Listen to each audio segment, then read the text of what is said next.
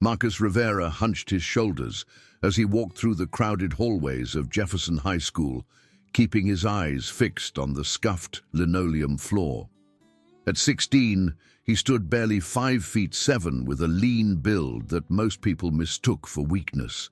His dark hair fell across his forehead, partially hiding the quiet intensity in his brown eyes. 3 weeks since transferring here, and he still felt like a ghost, drifting through conversations he wasn't invited to join. The morning bell echoed through the corridors as students shuffled toward their first period classes. Marcus clutched his worn backpack straps tighter, navigating through clusters of laughing teenagers who barely registered his existence. Just get through the day, he told himself, the same mantra he'd repeated every morning since arriving in this small Pennsylvania town. Well, what do we have here? The voice cut through the hallway noise like a blade. Marcus looked up to see Tyler Brennan blocking his path, flanked by his usual crew. Tyler stood 6'2" with broad shoulders and the kind of confident smirk that came from never being challenged.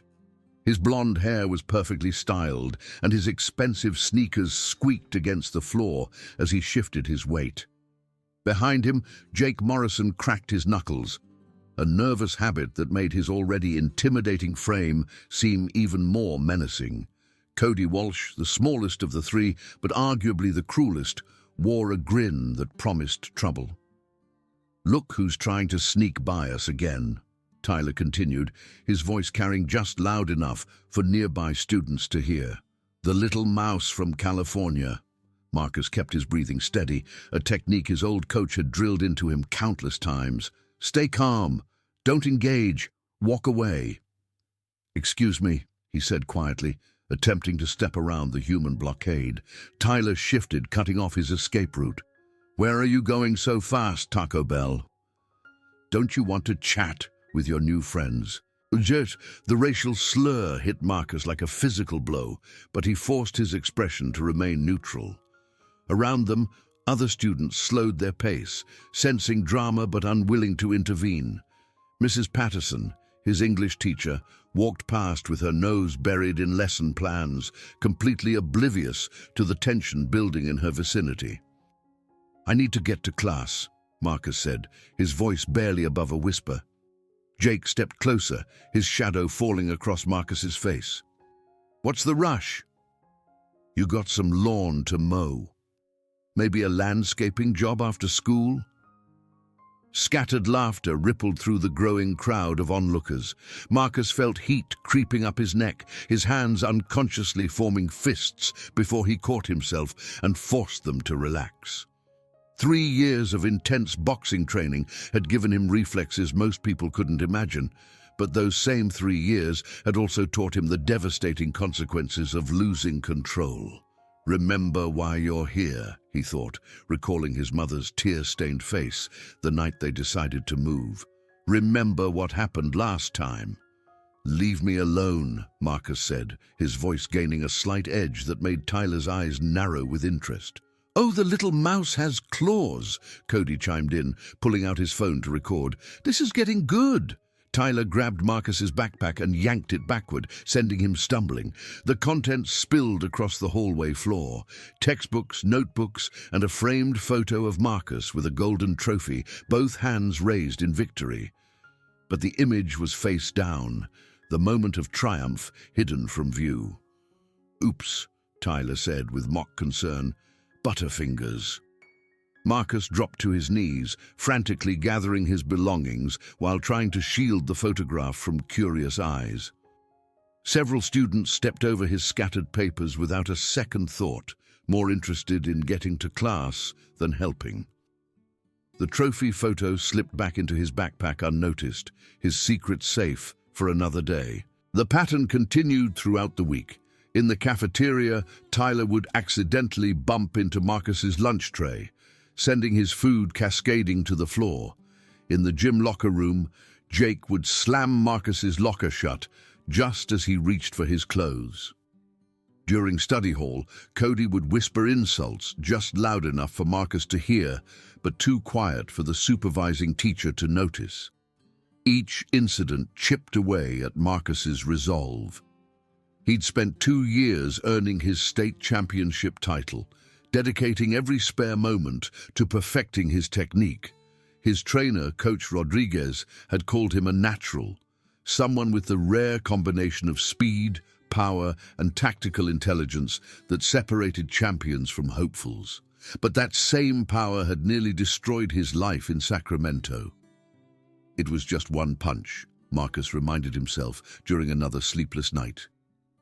One moment of lost control, and everything changed.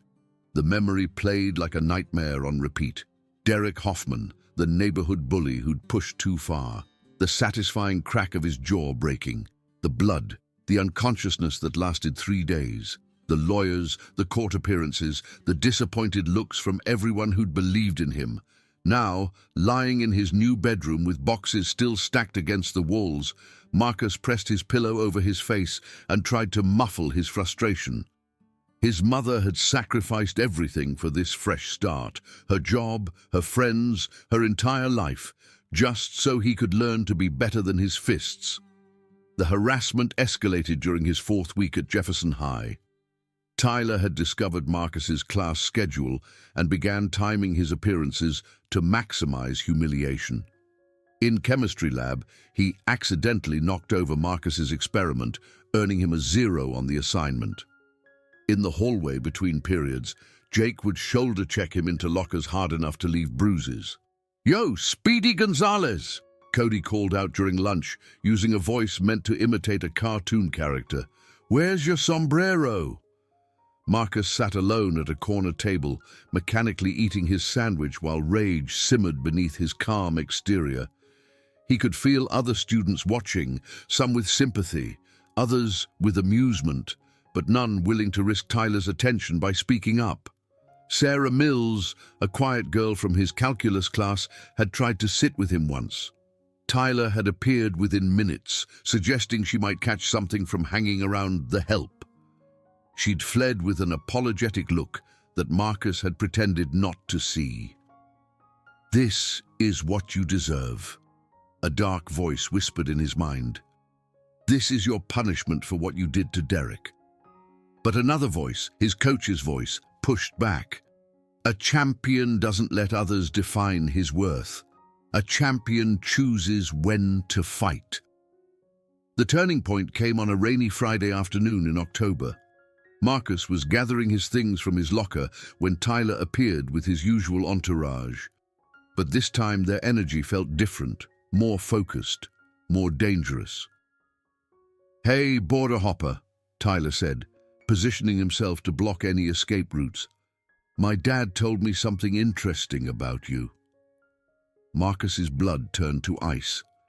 Tyler's father was a police officer, if he'd done any digging into Marcus's background. "Turns out you're not just some random transfer student," Tyler continued, his voice gaining volume to attract attention. "You're a little criminal, aren't you? Got kicked out of your last school for assault." The hallway seemed to freeze. Students stopped their conversations, sensing something bigger than usual harassment brewing. Marcus felt the walls closing in as more faces turned his direction, their expressions shifting from indifference to fascination. "That's not," Marcus started, but Tyler cut him off. "My dad says you put some kid in the hospital, nearly killed him with your bare hands." Tyler's grin widened as he sensed blood in the water. "So all this quiet little mouse act? It's just because you're a violent freak who can't control himself." Jake cracked his knuckles again, the sound echoing like gunshots. "Makes sense. I always knew there was something off about him." "Is that why you moved here?" Cody added, his phone already recording. "Because you're some kind of psychopath who beats up innocent people." The words hit Marcus like physical blows. Around him, whispers spread like wildfire, violent, criminal, dangerous. Everything he'd tried to escape was following him, painting him as a monster instead of someone trying to change. "I'm not," Marcus began again, but his voice cracked under the weight of 30 pairs of judging eyes. "What's wrong?" Tyler pressed, stepping closer. "Cat got your tongue." Or are you planning to snap and attack someone else? Walk away, Marcus told himself. Just walk away like always. But as he turned to leave, Tyler grabbed his shoulder and spun him around. Don't you dare turn your back on me, you violent piece of...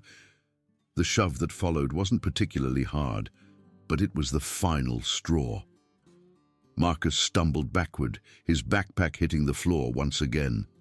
This time, the framed photograph skittered across the linoleum, landing face up in perfect view of everyone watching. The image showed a younger Marcus, sweat-soaked and grinning, holding a massive golden trophy. Behind him, a banner read, California State Boxing Championship, Lightweight Division. His coach stood beside him, both hands raised in celebration. Tyler bent down and picked up the photo, his expression shifting from confusion to something approaching fear. What the hell is this? Marcus's secret was out. The crowd pressed closer, murmurs of recognition spreading through their ranks. Jake's confident posture wavered as he studied the image. Cody stopped recording, his usual smirk fading. You're a boxer? Isn't someone called out from the back of the crowd? State champion, another voice added, reading the banner in the photograph. Tyler's face had gone pale, but his pride wouldn't let him back down. Not in front of everyone, not after weeks of building this dynamic. So what? He said, his voice higher than usual. Big deal. You hit people for sport. That just proves you're a psycho. But Marcus wasn't listening anymore. Something had shifted inside him, like a dam finally giving way. All the weeks of swallowing insults, all the nights of questioning whether he deserved this treatment, all the fear that he might become the monster everyone expected, it crystallized into a moment of perfect clarity. I'm not Derek Hoffman's victim, Marcus realized. I'm Marcus Rivera, and I'm tired of running from who I am. He stood up slowly, his movements fluid and controlled in a way that made Tyler unconsciously step backward. The change was subtle but unmistakable, shoulders back, chin up, eyes focused with laser intensity. You want to know about Sacramento? Marcus said, his voice carrying clearly through the sudden silence. You want to know why I moved here? Tyler tried to maintain his bravado, but his hands were shaking. Yeah, I want to know why they let a violent criminal into our school. Marcus took a step forward, and Tyler automatically took a step back. Derek Hoffman was a bully, just like you. He spent months making my little sister's life miserable, calling her names, pushing her around, making her cry every day after school. Another step forward, another step back. One day, I came home and found her hiding in her closet, covered in bruises because Derek had decided that words weren't enough anymore. Marcus's voice remained steady, but his eyes blazed with controlled fury. So I found Derek, and I did what I thought needed to be done. Jake tried to position himself behind Marcus, but Marcus shifted smoothly, keeping all three bullies in his line of sight. Years of ring experience had taught him to track multiple opponents simultaneously. The doctor said Derek would recover, Marcus continued. The judge said I was lucky to avoid juvenile detention. My family said we needed a fresh start somewhere I could learn to control my temper. Tyler's back hit the lockers with a metallic clang. So you admit it. You're dangerous. No, Marcus said, his voice dropping to barely above a whisper. I learned that violence should be the last resort. I learned that real strength comes from choosing not to fight. The hallway had gone completely quiet. Even the distant sounds of after-school activities seemed muted. But you know what else I learned? Marcus asked, his stance shifting almost imperceptibly into a boxer's ready position. Sometimes people mistake restraint for weakness. Sometimes they push and push until restraint becomes enabling. Cody tried to edge toward the exit, but Marcus's gaze flicked to him, freezing him in place. You three have spent a month trying to break me down, trying to make me feel like I deserve to be your victim because of my past. Marcus flexed his fingers, muscle memory from countless hours of training taking over. But I don't deserve this, and I'm done pretending that staying quiet makes me a better person. Tyler's voice cracked as he tried one last desperate bluff. You can't touch us. If you lay one finger on any of us, you'll get expelled, arrested. You'll prove everyone right about you being a psycho. Marcus smiled then, a cold expression that sent chills down the spines of everyone watching. Who said anything about touching you? Before anyone could react, Marcus's right hand snapped forward in a perfect jab, stopping precisely 1 inch from Tyler's nose. The movement was so fast, so controlled, that several students gasped. Tyler's eyes went wide with terror as he realized how completely outmatched he was. That punch, Marcus said conversationally. In competition, it scored me 17 knockouts in 23 amateur fights. If I wanted to hurt you, you'd already be unconscious. Jake started to move, but Marcus pivoted smoothly, his left hand forming a hook that stopped just short of Jake's temple. 3 years of daily training, 2 hours a day, 6 days a week, speed drills, power combinations, footwork patterns. He spun again, this time facing Cody, his right hand moving in a lightning-fast uppercut that stopped a hair's breadth from Cody's chin.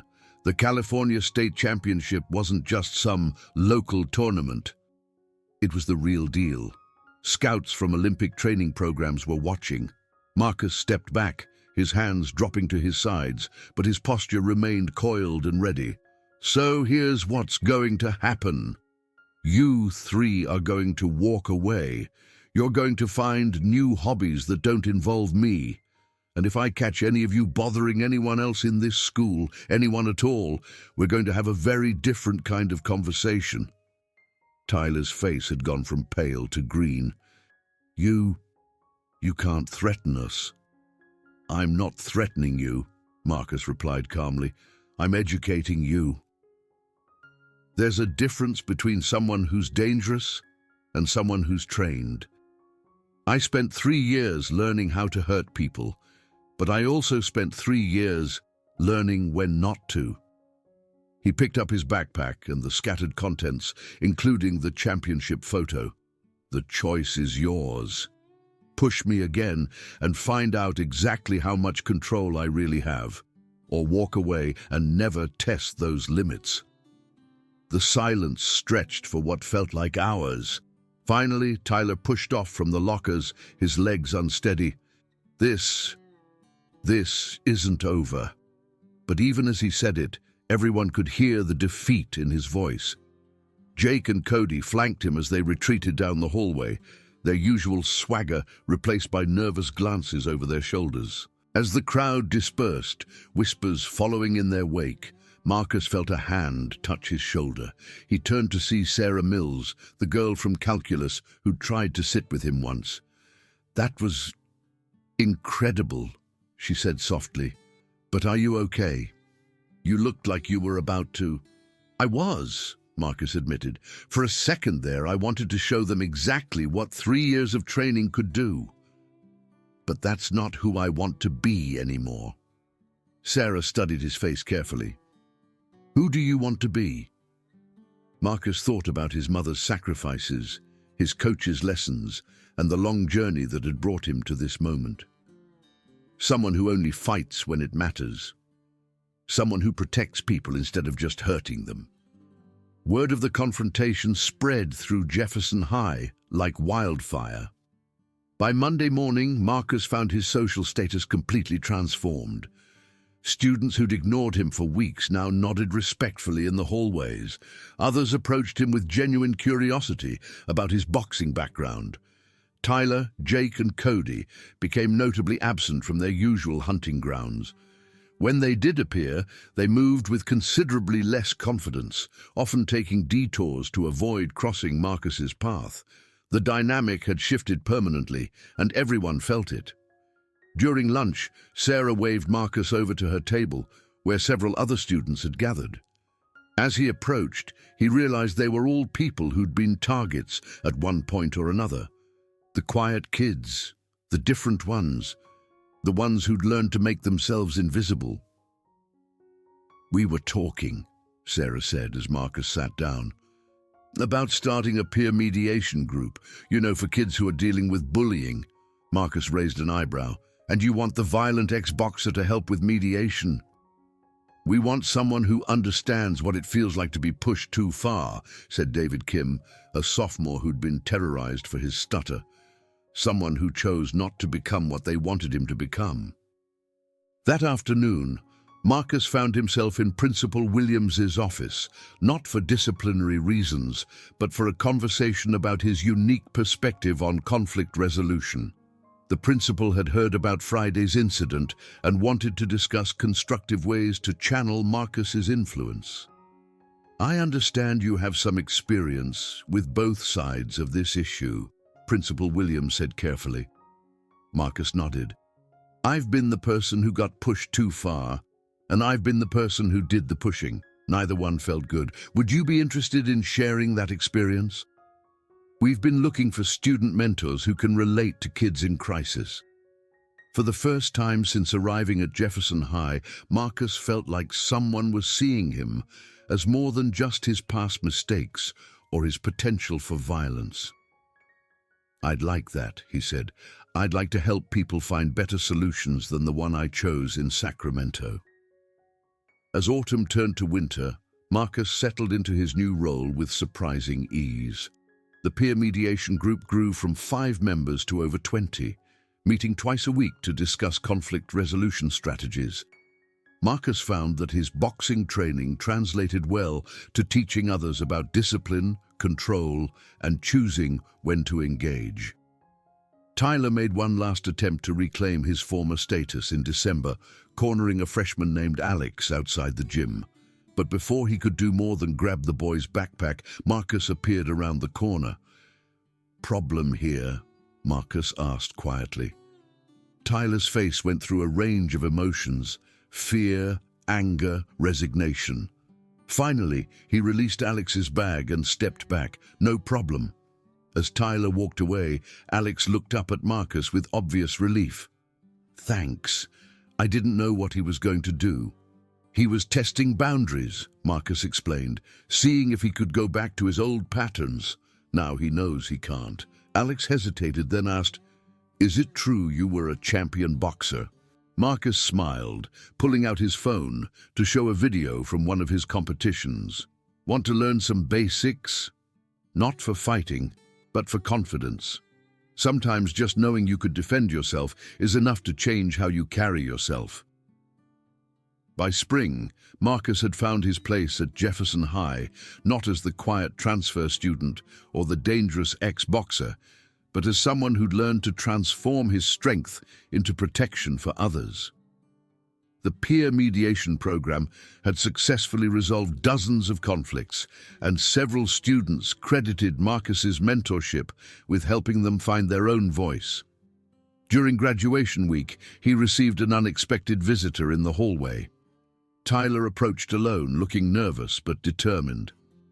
"Marcus," Tyler said, his voice lacking its former arrogance, Can I talk to you for a minute?" Marcus studied his former tormentor's face, seeing something he'd never noticed before: vulnerability. "Sure. I wanted to say..." Tyler struggled with the words. "I wanted to apologize. For everything. The names, the harassment, all of it. I was angry about my parents' divorce, and I took it out on you because you seem like an easy target." Marcus considered his response carefully. "Thank you for saying that. It takes courage to admit when you're wrong." Tyler nodded, relief evident in his expression. "I heard you're starting a boxing program here next year for kids who need an outlet for their anger." "Yeah. Coach Rodriguez is moving here to help run it. We want to teach kids that strength comes from discipline, not aggression." "Could I..." Tyler hesitated. "Could I maybe join? I think I need to learn some of those lessons myself." Marcus extended his hand, and Tyler shook it firmly. Everyone deserves a chance to be better than their worst moment. As Tyler walked away, Marcus reflected on the journey that had brought him here.